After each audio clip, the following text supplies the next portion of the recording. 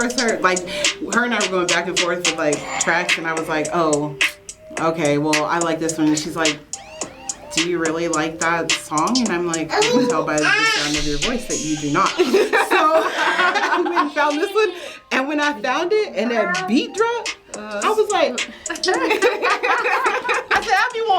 said, I want them to want to twerk when they hear my intro. Like, I want you to like, okay.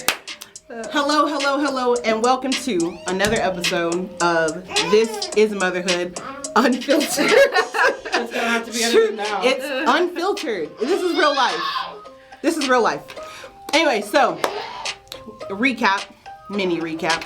We are going to be talking about something that my passion for it is growing more and more. Right? So I've decided that this episode and this month we're going to be doing birth stories. So I have brought in with me bringeth with me two people that, well, I just met her. So I have Pam, who I just met like maybe 3 weeks ago. Yes. I pulled her off the street just now. I was like, hey, are you a mom? And I pulled her in. And then I have Alana, who I've known for 6 years. Oh shoot, I was about to say 4. Okay, cool. Yeah. I'm glad you rounded and know your numbers because apparently I do not. So Alana has had We're gonna keep it going. Alana has had 2 home births, and a birth Pam has had hospital births. 2 hospital births. Dos. Yes. Okay. All right. And I've had both. I've had hospital and home birth. Okay. So we're gonna do a little bit of word association. Are you ready? I want you to tell me the first thing that comes to your mind when you hear motherhood. When you hear the word motherhood, what's the first thing that comes to your mind? Jurassic Park. When you said that, I thought about the first one. The T-Rex takes the dude off the toilet. I don't know why, but you know, true. Roller coaster. Like Sheikra roller coaster where your feet are like dangling and you're just like rethinking your whole life choices. Yes. Absolutely that. That right there. Okay, second one. Oh, that's a mini drum roll. That sucked. That was so much better. When you hear the word birth story. Things that make you say, fuck. That's what I think about. That literally, sorry. No, it's real. I mean, I think beautiful, because even the nitty gritty, to me, I've always just been fascinated with birth. So I don't care what kind of birth story you've had. I mean, okay. I care, but I want to hear it. Okay, so okay. I think it's beautiful. I have mixed emotions. I feel like Jurassic Park and beautiful, like all in one, right? And Jurassic Park is beautiful because they're like creating these beautiful little creatures, and yes. Then it's just like, then they don't realize the terror that comes with. That's always how it is in every scary movie. Like, it's so beautiful, and then they die. Yeah. It's just, it is what it is. So, so now let's move to the heart of this episode. Okay. Mm-hmm. How many kids do y'all have? I have 2 boys. Alana? I have 4 girls. One's a bonus, but for conversation's sake, I'll disclose one I did not vaginally birth, the other 3 I did, but I claim the 4th. All girls. All boys. All boys. And I'm mixed. Yes. Well, 1 and 3. So, but I'm still mixed. Yes. But whew. Okay, that's a whole lot of estrogen over there. Yeah. Man, whew. My poor mother. My mom had all girls. My goodness. How many? The worst. 3. There was 3 of us. 3 of you? I was the oldest, and then we have 2. I have 2 under me. Oh, but I was.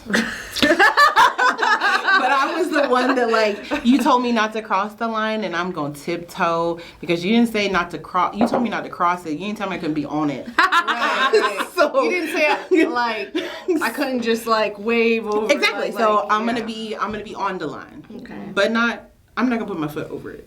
Just Yes. on it a little bit. Yes. Okay. Where did you deliver? Alana. With Emberly, my oldest, I gave birth to her at a birth center. Okay. And in the tub. And my other two, Emmy was the oldest, Emberly. Laylee Kay was at home in the tub, and then Adalia, she was supposed to be in the water, but she ended up on the living room floor. So On the things floor. change. So wait, what's the difference? What's the difference between a birthing center and a hospital and your living room? Like, I never heard of the birthing center. You've never heard of a birth center? No. Huh. No. Things that make you say, No. I've heard of home births. Yeah. I've heard of hospital births, but not a birthing They're like center. the in between. Yep. Yeah. It's like the jelly in the middle of the bread. Right. It's the Like gray it- matter. Is a birthing center in a hospital? No. And it's just No. like the floor is a birthing center? No, it's not a birth Like center. it's a floor. birthing center floor. No, it's like a separate entity by itself. Like a separate It's just- building. It's just less medical intervention per se as like a hospital. Like you're not going to get an epidural at Okay. a birth center. You might get some nitrogen, Right. like which you'll be hee and laughing your butt off. But it's the middle ground between the two. Like so, there's a birth center here in Brandon, and it's just a bed. Like they have beds. Like it's Birthing not suites. Yes, birthing suites. It's not like your hospital bed where the legs fall off and the stirrups come up. It's just it's like the your bed bed from the house. It's like your bed from the house. Now the tub in there is Oh, like yeah, industrial yeah. tub It's with the bed handles daddy, so yeah. you can like. But wait, do you like go through your insurance for the like medical I insurance? did. I for did. the birthing center? I did actually, and even the home birth. Actually. Oh. Yeah. It's like you teaching me stuff. Yeah. So How you gonna have to pay to have a what? I don't well, understand. here's the thing. So How you have to use medical insurance to have a baby in your own house? well, you don't have you're to. you're paying for but the prenatal care. Yes. So the services, like I had the same The midwife with Okay. all Yep. three. So for her care, for my visits, for the blood drawings, for all the P tests, so the all things that you do at the hospital, like with a doctor, a midwife does. Yeah. However, in my opinion, it is more personal care. Like I mean, I can't compare, but they getting to know you. They're getting to know your Okay. family. They're like they are at your. Sometimes they do home visits because they need to see where they're going. They need to see. And the midwife draws your blood and does the labs? They send it off. Okay, Just so, like a, so what there is it? some type Quest, of medical... Quest diagnostic or whatever. It's Yeah. like a medical. yeah. I mean, they're official. Like We still got to go through school. They got We still got experience. They got Okay. boatloads of knowledge, and less intervention. So Yes. it's the same as it's just a middle ground. Okay. It's like I did not have, like, a hey. midwife. So, I wanted to give birth to Emberly at home, the first one, but since she was my first, I thought, maybe just it was you were more scared. So, well, it was. I mean, actually- there's a little kid inside of you coming out of your Yeah, vagina. yeah. Like, I mean, honestly, it was with a machete. It was more so like an appeasement of all parties involved. It was the compromise. It was the middle ground. Okay, It was okay. the. I know I want to, do the whole hippy dippy barefoot birth, but not that I really care about those things. But I was just trying to, I guess, find that middle ground. So but that was the middle where ground. did that thought, like, come from? Did your parents have you at home, or they had you in a hospital? It's just like My mom had multiple epidurals. So loved your mother never gave birth at home.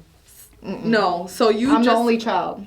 oh my goodness, and you just said, okay, I'm going to do my research, and I want to do this, and I want to give birth at home. Yeah. Yeah. Pretty much. With knowledge, you adjust. Like, Yeah. I wanted to go back to the roots. I wanted to go how things used to be done. Yeah. That is It was so great. interesting. Did your parents? No, girl, my mom was like, no, my mom was in the hospital with the epidural. I think she only did an epidural once though, because I don't think she didn't like the feeling of not feeling her. She didn't like the feeling of not feeling her legs. Her mind was like, if the hospital catches on fire. Oh, I have a question. She was like, how am I gonna get out? Like if they leave me here. Yeah. Do you think? Because I've never done this. I've never, none of my friends have had home births either. So, okay. Do you think that home this is births? why you get around people that have different Yes. experiences. Do you think that home births are a privilege? Do I think it's a privilege? Yes. I think that the mindset of it being a privilege needs to shift, because I feel like we should be able to birth wherever we feel comfortable. If you feel more comfortable having a doctor deliver you, then by all means, go OB. Like if you feel more comfortable having a midwife and you're at home, go midwife. Mm-hmm. If you feel more comfortable doing it unassisted, hey. Yeah. There's intuition. Your body's gonna do it because for your you. body is gonna do what you it's don't gonna have do. a choice. Like your body is gonna contract. You gonna open up. Mm-hmm.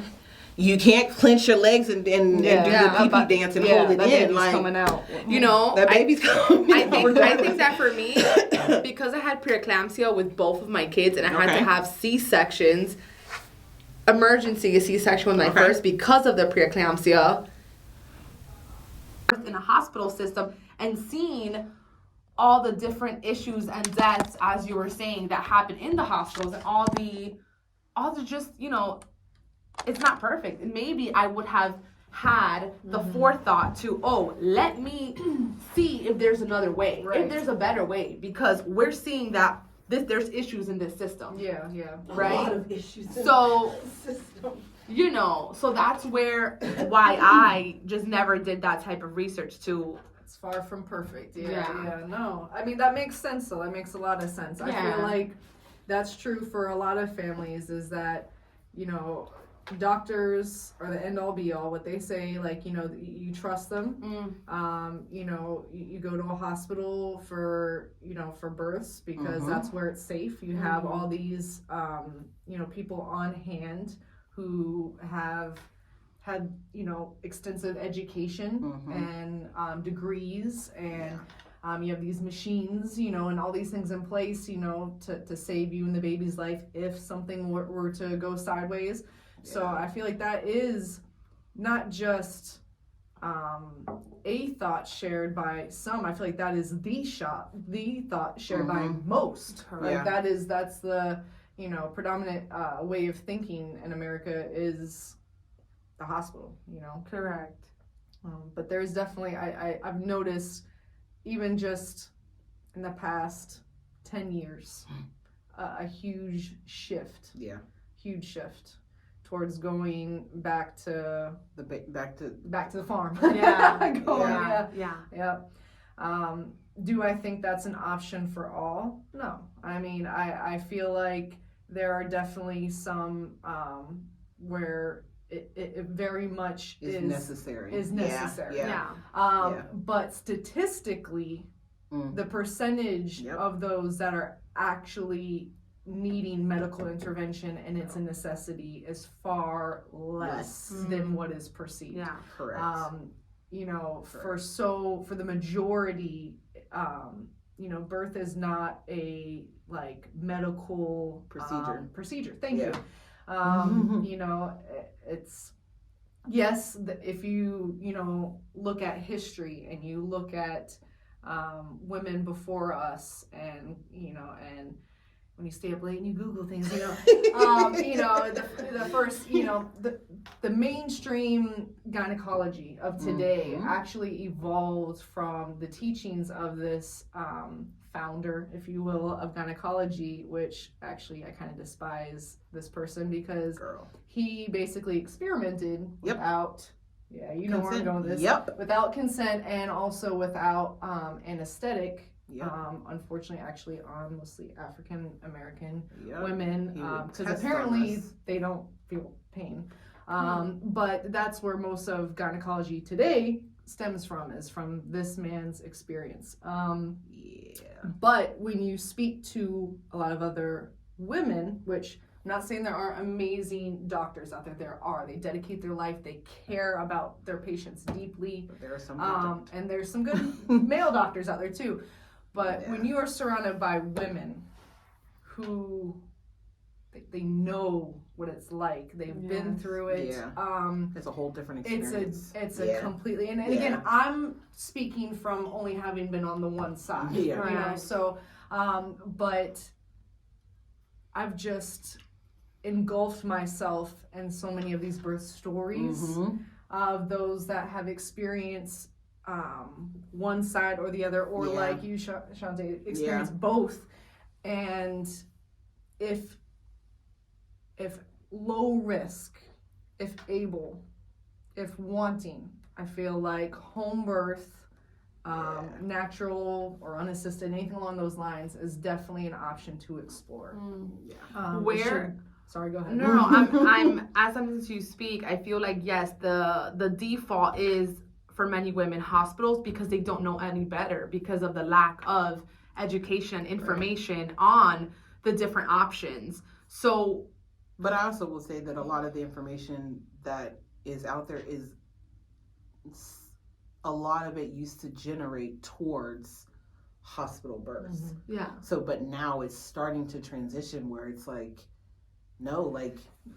So then how do first-time moms go about, like what is it besides the thought? Because again, so many women, the thought is hospital. Right. So how do we encourage women to look for other options? How, like, what would be, how do we spark interest? How can we advocate for home births? Like, how do we change the narrative so that is now the default thought? Or how or how do we as moms just make enough noise about this so that there's now two legit options and not just one default one? Right. And it goes beyond, y'all think it's funny, but it goes beyond a Google search, right? Because Google can be overwhelming. So absolutely. many, like, you don't know where to go. And so it's like, do I do all my research that could be wrong, could not be wrong? Is there actual, like, a Google search in general is just, again, for some, it's going to be like, it's a lot. It's a lot. I'm just going to go to a home birth. I'm just going to go to the hospital. But having the conversations is where it starts. Like, us as mothers, we tend to, like, you know, shelter ourselves off because our life is now our kids. So, you know, the only conversation we have is, you know, just baby talk, and then you get in public and you're like, hi, my name is, and you're like, wait, why am I talking to you like you're 3? Like, also, we don't even have names. Like, we're such and such's mom. Are you Eric's mom? Yes, hello. That's our identity. Like, you know, that is, but having these conversations, like, because you only having, you know, your 2 hospital births, not knowing that birth center was a thing, like, you wouldn't have known because you're not going to sit up there and Google it, right? But what happened? You got invited to be on this, so now now you have that knowledge, but like, and so now it's your responsibility to pull some resources. It is my responsibility. They're coming, actually. Where's your site? Yeah. Where's your site? Facts? And back in. There are going to be resources available for you to do, you know, with the statistics of home births and birth center births and people of color birthing in, because our statistics, our death rate is higher than those of that are not of color. Yeah. Right. So like when it comes to that, like when she was talking about back to the roots, like African Americans were doing that in the cotton fields. Right. Like, Yes. we were out there, birthing Next to the lions. right. Yeah. Like Zebras next in to the the grass lions, were right we there. were over there, like Yeah. helping their owners like care for and birth their children. Yes. Right. Yes. But you know And what? breastfeed them too. And breastfeed. But that's them. why Yes. it's important Yeah. to give grace to those mothers that don't Absolutely. know that other side and that have defaulted to hospitals But- because of the context of where they come from. Yes. And now now the narrative is you need better, and doctors and medicine and Is not this always system, better. but that's the narrative Yeah. that it is Yes. better. Yes. So Yes. we need Yes. to give grace Yeah. to those mothers who only Oh, know of that, course, you know? But We're also here for give the each grace. other. Yeah. Also give Yeah. the grace if that is still what they choose. That is Oh, so true. like Absolutely. because Absolutely. right, like when it comes down to it, like the health of you and your baby Yes. are number one. Yes. And Like not just physical. mental, Oh, yeah. Mental health. yes, Mental health. that part because Yeah.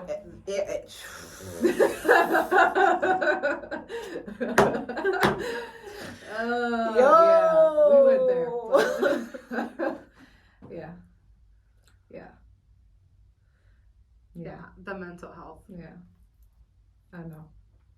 Yeah. The mental health is important because Mm. you can get good medical care and still be like demeaned or not listened to and disrespected, like, and not heard and consent. Like, oh, here I'm gonna, like, it's real. Yes. It's real. Like, it is very important. Jesus. Some hormones still. What? Blame it on the hormones. Yeah. Right, but Yes. like having no. these conversations, is like Yeah. that is so important. It's so important. Yeah. But like also surrounding yourself with people or like stepping out of your comfort zone just a little bit to have like a conversation with somebody that didn't birth like you. Absolutely. Yes. Because Absolutely. their story is going to be different than yours. Yes. Like one of the main reasons why I chose to birth Amari at home is because at the time that I was pregnant, medical kidnapping was at the high. Like they were taking people's babies because they chose that they didn't want to do a vaccination or a whatever, and they were saying that they were that neglecting right their there. kid, and because Yep. I actually know a woman who had her child taken. hope.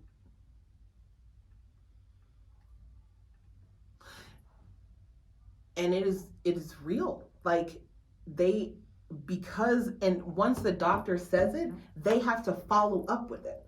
So until they're done with their investigation, they take your kids. I'll be what?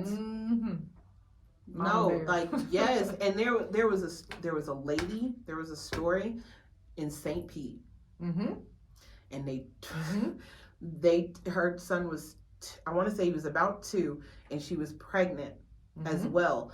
They took the 2-year-old, and then when she gave birth to the new one, they showed the video and everything. The sheriff or the cops had pulled them over. Yeah, but I don't understand. Why did the baby get taken? Because they didn't neglect.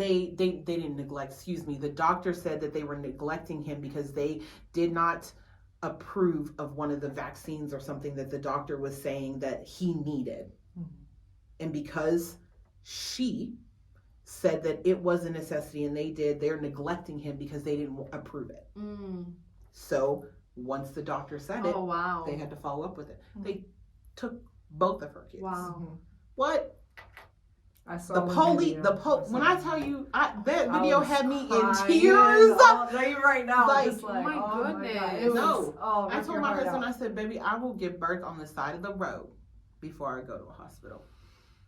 Like, side of the road, like we finna be in the bushes somewhere wrapped up in blankets and towels. You better throw the towels in the back of the car because we're not doing it. Every time I think about mom like giving birth back in the car, I get that Men in Black scene.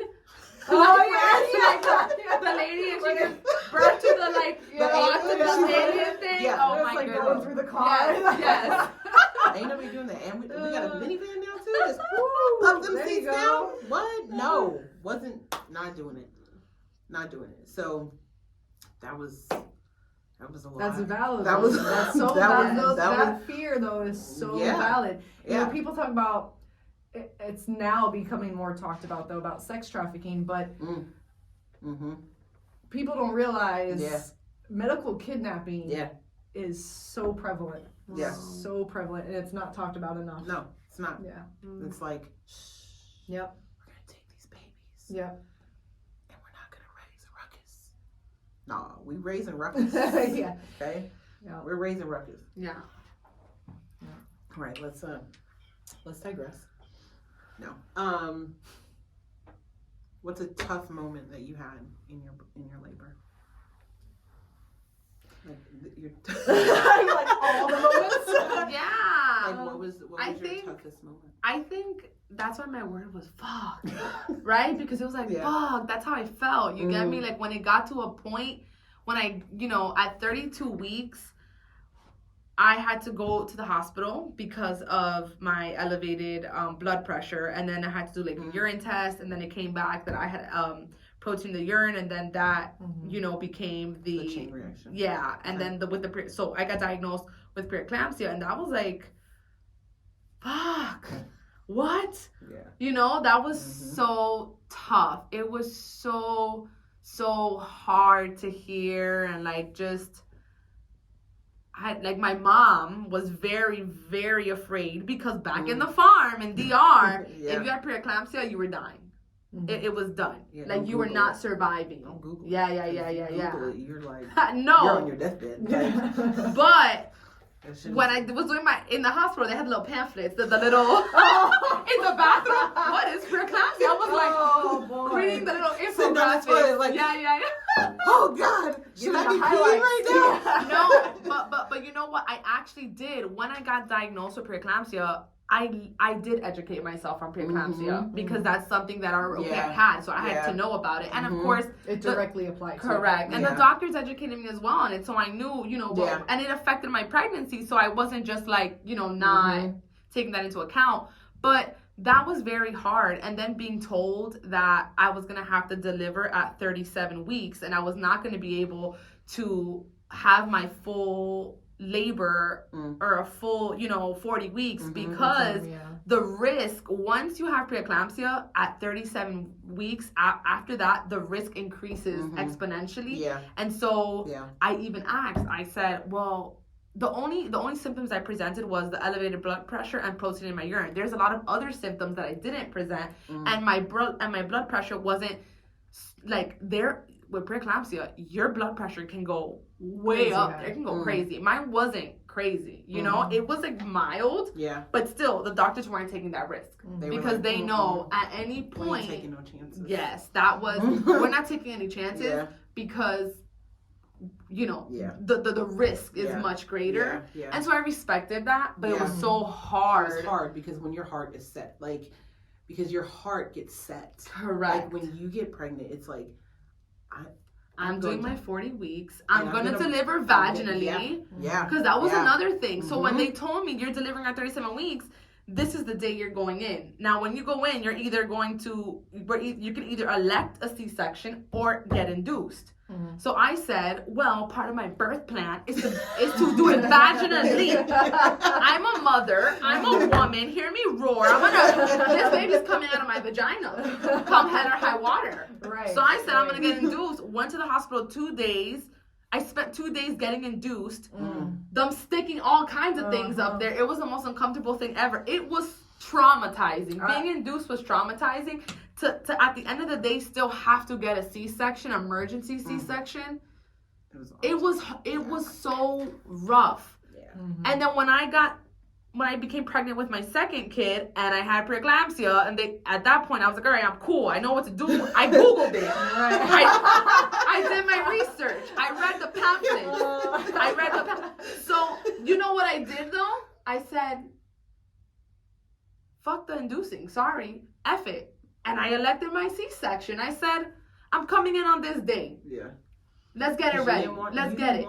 Because I didn't want the Yep. trauma of the induction, Yeah. of the Yeah. sticking Yep. everything, Yep. of the Pitocin, of the this, Yeah. like you all are saying, Yeah. the intervention, the Yeah. medical intervention Yeah. for me was traumatizing, and it was too much. Yeah, you're like, just give me to my baby. I So want that my baby. exactly, Yeah. But you exactly. made the best decision for you. For me, Right. For you. Right. yes, Right. Because for you, Right. leading up to that, like based off of your first one, you were like, yeah, no, that's a hard pass. yeah, Like, Right. thanks, right. but no Been there, thanks. done that. Yeah. Like, Yeah. got the Yeah. t-shirt. yeah, Right. No. yeah. So that. Yeah, it was traumatizing. My, all of it was traumatizing. Like, I don't think that my birth was beautiful. The being a mom and carrying a child, that is beautiful. But my birthing experience, I wouldn't say was beautiful. It was more traumatizing, and then the second one was technical. Like, let's just get to the point. I've been there, done that. Let me get my kid and be out of here. Okay, so let me follow with that. What was your most memorable part? I think that my most memorable part. Like the right there, that part that makes you smile like Yeah. that. What? Yeah, That finally, holding him and realizing, thank you, Jesus, I made it. Like, thank you, God, Yeah. Yes. for getting me to the other side, Yeah. and that I have a healthy child, Yes. and that Yes. I'm Thank healthy, you. and that my Yes. baby is healthy. Yeah. Yes. Thank you for seeing me through this transition. Yeah. Absolutely. Yeah. In life we go through so many like transitional phases. That they say like when people pass, some people say they've transitioned Yeah. like into the next phase. I feel like that same thing when you give birth, you transition like in that moment. Yep. Yeah. Yeah. Okay, Alana, what about you? What was the toughest part of your labor experience? Ooh, you synced it. You felt it.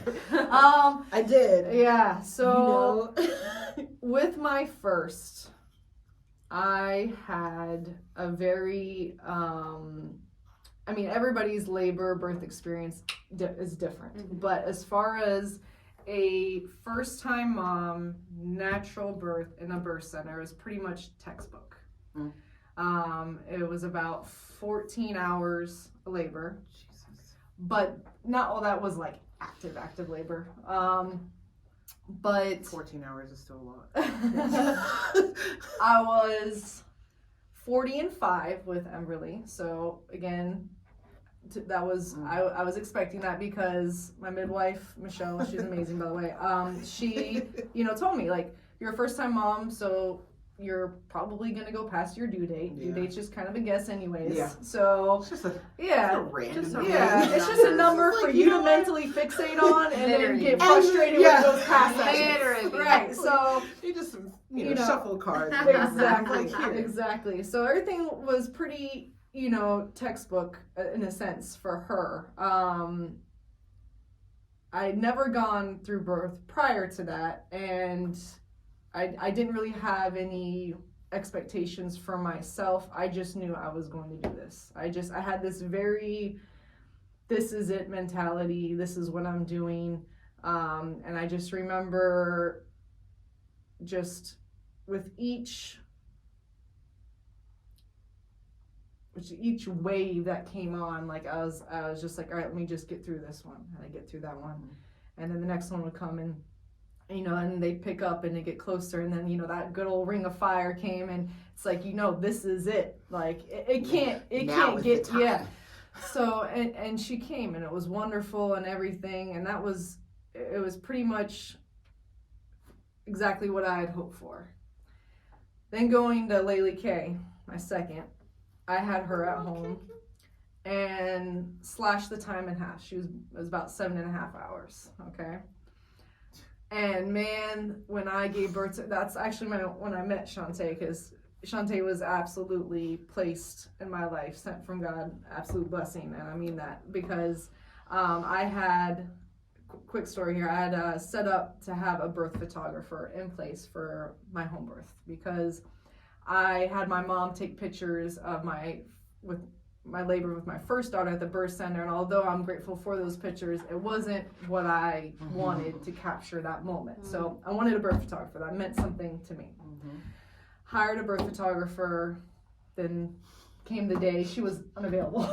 So, and her backup. But we have backups in place though. For that purpose. Okay. But her backup was not available. Oh So, my. the backup, plan C, was actually plan S for Shantae. And Shantae shows up to my house while I'm in labor, about to give birth. And this is my first time meeting her. Oh. And I'm in the bathroom and I'm like, okay, I in between contractions, I'm like, I want this picture, this picture, this picture. I was like, pull my Pinterest board, and I'm like, can you do this? And I'm sitting here like, and she's like, okay, I got this. I'm full on naked. Yeah, well, yeah. I mean, I had a sports bra, yeah. Oh my goodness. for on the top, but then yeah, nothing on the bottom. Yeah. I'm like, you got this, right? Like, because this is happening. So.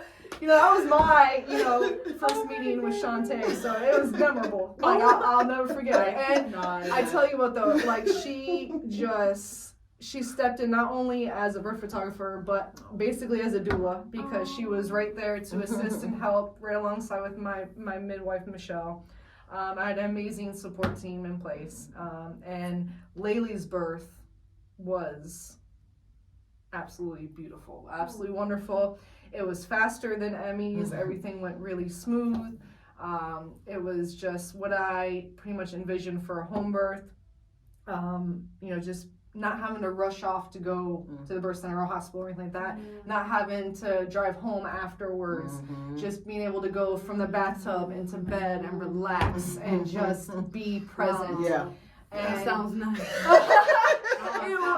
And all right, but bear with me now. So all those warm fuzzies, right, with Laylee. So I'm thinking, all right, third child. They're the same, right? Swish. Yeah, I'm like, it's gonna split. I'm like, it's gonna be probably the same amount of labor or less, right? Statistically, I'm thinking, all right, it's maybe like 5 hours or something like that for her. We'll see.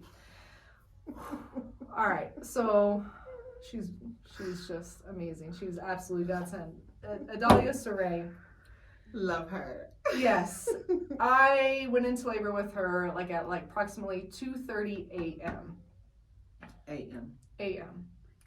About approximately 5:30-ish, I called my midwife, and shortly after, Shantae, and said, hey, things have been going for a few hours now, and they're picking up, and I'm just saying she probably gonna be here about 9:30 a.m. So, if y'all wanna no rush. Maybe take a shower, get your stuff together, have breakfast or whatever. Yeah, make your way on over. Because it was really early, so I didn't I didn't want them to rush or nothing. And they're like, but okay, you want us to come over now? I was like, yeah, because I think by the time we get here, we'll get a couple hours of before pictures and stuff and everything, and then she'll be here. Nope. And let me tell you. Chris, so he's Adalia's father. He is my everything. He's my soulmate. So if you believe in that, I believe in that. He's who I'm gonna be with in heaven. So he had this apartment of ours turn into a forest. Girl. So he brought all the plant babies in, surrounding the birth tub. The lights, the whole scene. I'm gonna have to insert a picture into the video to show this, because I walked in and I was like, yo, you giving birth in the wild for real. You took it back to the roots. We brought for the real. wild indoors. Girl, so and for real. he love that man. So this was his first experience because he has a daughter from his previous marriage, and that was a hospital birth. So this was completely new experience for him as well. All that being said, I'm thinking this is gonna be cake. Not cake in the sense there wouldn't be any effort put in, but compared to I'm an experienced mom. I know what to expect. Got two stripes on. Right, yeah. I got my colors, so we're good. And no, that's you get real humbled by birth at times too. It really and I prayed hard because I was just turning back to deep into my faith. I'm still on this walk right now with God, and I honestly I held on to him so tight in that birth because she was not born. Again, I thought she'd be born around 9:30 a.m. She was not. She did not grace us with her presence on that living room floor till 9:33 p.m.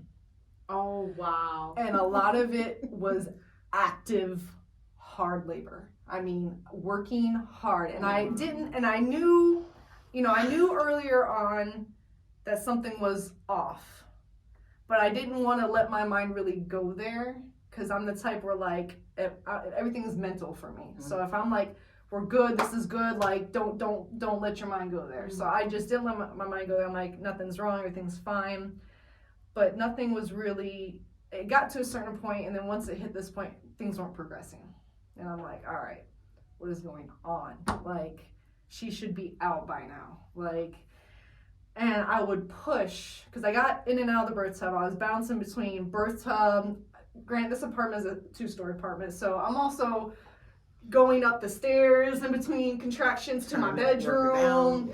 And the toilet, sitting there, and Shantae's got my hips and doing this whole miracle squeeze thing that, like, that counter pressure, was just everything. But I had this expectation that things were going to go so much smoother, and come to find out, finally Michelle, who's very, like, standoffish, she was my midwife, and, she knows me, and she's very, like, you do you, and if you want me to look or check or anything like that, let me know. And it got to the point that she's like, do you want me to take a look? You want me to see what's going on? And I was like, all right. Because I'm usually the type, and, like, we're like, I'm eating, I'm walking around, singing, dancing, like, I'm just doing my thing. Like, I go into the zone when things get really intense during contraction, but I'm very hands off. But I knew something was up. She knew it, and so I was like, all right, you do your thing. I trust her immensely. So she examined, and she's like, she's stuck behind your cervix. Her shoulders hung up. So I'm gonna let you do your thing, but it's gonna be hard. It's gonna take a lot of work to get her out. And I was like, all right. So I kept trying to do my thing my own way, and in the birth tub. And the birth tub was nice, but different from baby 1 and 2, it actually slowed my contractions down. And so I would have to get out every so often and move to, like, the toilet, which is actually, like, a pretty optimal, like, squatting birthing position. And it just got to the point where I knew I could do it, but I knew that a little help would be appreciated at that point. Yeah. So, excuse me. So,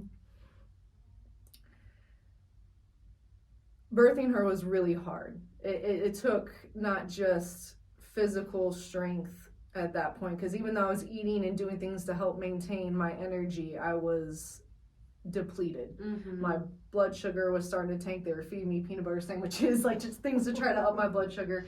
And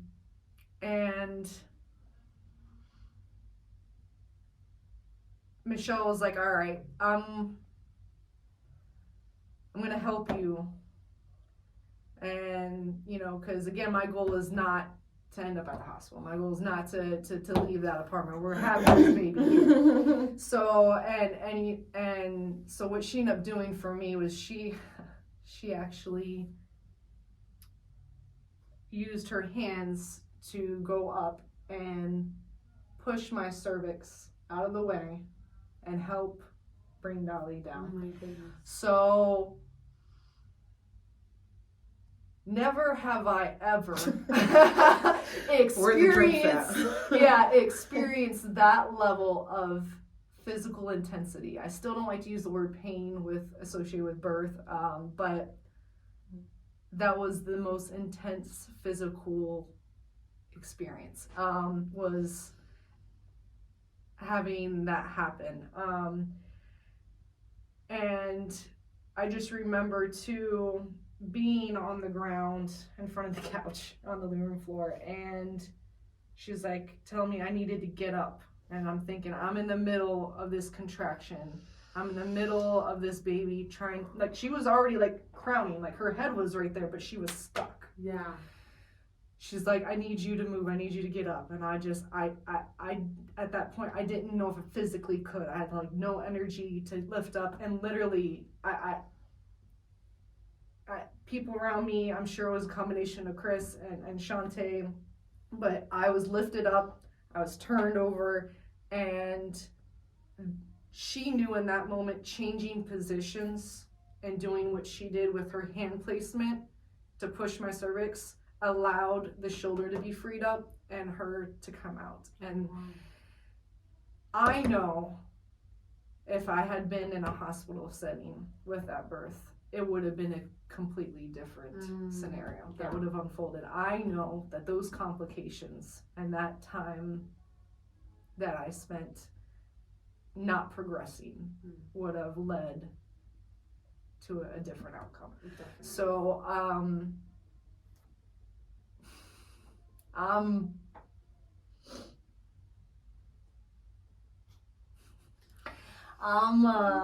really I'm forever indebted to this woman and to Michelle and to Chris, because this baby would not have been born the way I had wanted without them. So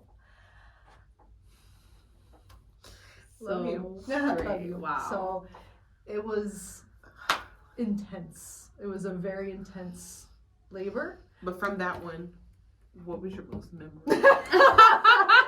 Oh boy. Yeah, that was intense. There was so many memorable moments from that birth. Obviously, my heart was like, man, it was. And that's that. I mean, I feel like I'm just skimming. Like, there's so many details that are left unsaid right now. But for time's sake and everything. But obviously, that first moment of seeing her, you know, you melted. Oh my gosh! Like You, I know it's your story, but I'm you like melted. I'm shaking like when right you, now. But like when you got her, like you just. When I say fell apart in a good, like, yeah, I mean, it was just like home. Yes. If home could be an expression, like where you felt peace and shaking. love all just in one spot, like that's what it looked like. There was just so much love in that room, and then Gabby. Oh my gosh, yes. So my bonus daughter. Unfortunately, my other two daughters, Emberly and Laylee, were not present for the birth. Sadly, they were with their father at the time, and but Gabby was present, my bonus daughter, and this was the only experience really that she's had with witnessing a birth or any knowledge really of, because before that she thought all babies came out of your stomach.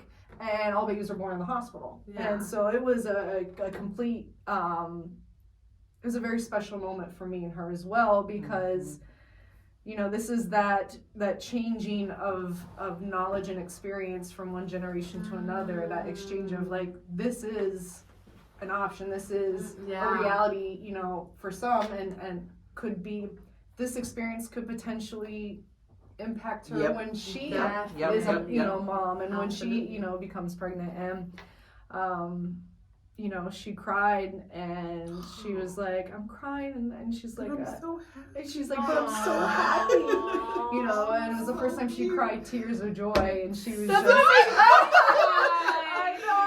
know. It was and, great.